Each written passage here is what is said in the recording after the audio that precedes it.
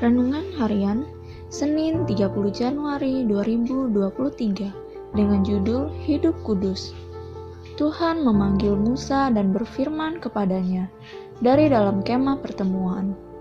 Berbicaralah kepada orang Israel dan katakan kepada mereka, apabila seseorang di antaramu hendak mempersembahkan persembahan kepada Tuhan, haruslah persembahanmu yang kamu persembahkan itu dari ternak, yakni dari lembu sapi atau dari kambing domba.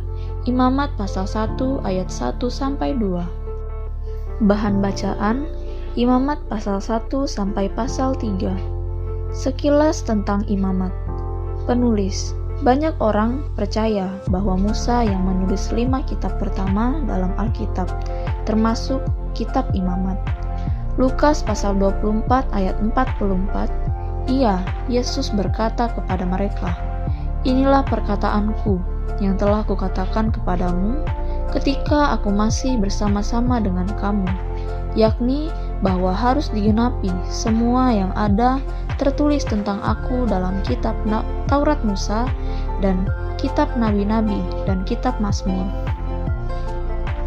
Tema utama kitab imamat adalah kekudusan Tuhan, petunjuk mengenai ibadah di Israel, norma untuk hidup kudus.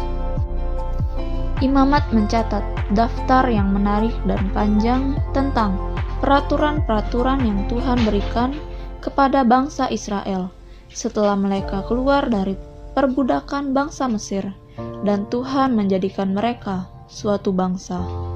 Tuhan menginginkan mereka hidup kudus dan berbeda dari bangsa lain di dunia. Tuhan juga menghendaki kita menjadi bangsa yang kudus dan menjadi anaknya. Demikian juga, Tuhan ingin kita menjadi bangsa yang kudus dengan mengikuti norma dan etika yang diberikan Kristus sendiri.